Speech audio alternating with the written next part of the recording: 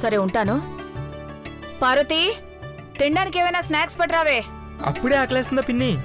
అప్పుడే అంటావేంటి చిన్నబాబు? లంచ్ టైంలో నాన్ వెజ్ తినుంటే త్వరగా ఆకలేసేది కాదు. ఎవరు తన్నొద్దన్నారు ఆంటీ? వద్దనలేదు. ఇవాళ శనివారం అని ఆ పార్వతే వండలేదు. దాని సెంటిమెంట్కి నా నోరు కట్టేసుకోవాల్సొచ్చింది. అంతా నా కర్మ కర్మ కర్మ. తల కొట్టుకోకుండా కిచెన్లోకెళ్ళి నీకు కావాల్సిన చేసుకు తినొచ్చు కదా పిన్ని.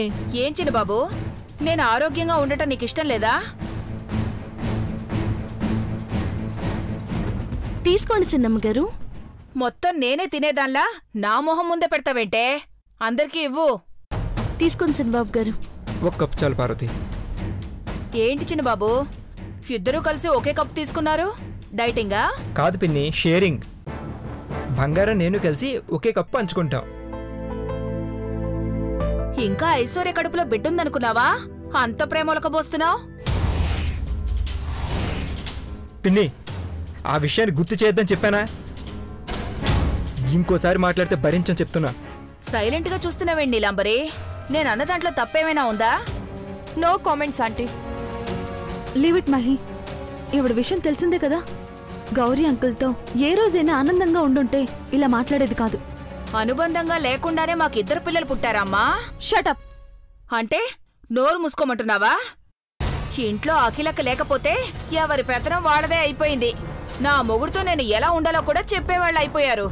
హ్యాపీగా ఉండండి ఆంటీ, కానీ ఇంకొకరిని ఇన్సల్ట్ చేయకూడదు. పిన్నికి ఆప్యాయత ఎక్కడుంటుంది? కెనడాలో ఉన్న బాబాయ్ ఇండియా రావాలి కదా. వచ్చినా సరే అంకుల్ హ్యాపీగా ఉండాలి కదా. ఏ, నా భర్త నన్ను సరిగ్గా చూసుకోడా? మీకోసం మీరు మల్లెపూలు తీసుకొచ్చారా ఎప్పుడైనా? చెప్పండి. బ్రో, మల్లెపూల గురించే మాట్లాడుకుంటున్నా, అంతలో నువ్వు మల్లెపూలతోనే ఎంట్రీ ఇచ్చావు.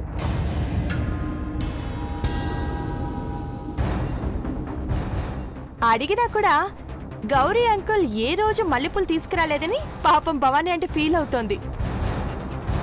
నేను అడగకపోయినా నువ్వు నా కోసం మల్లెపూలు తీసుకురావడం నాకు చాలా హ్యాపీగా ఉంది దేవా. నేనేం నీకోసం తీసుకురాలేదు.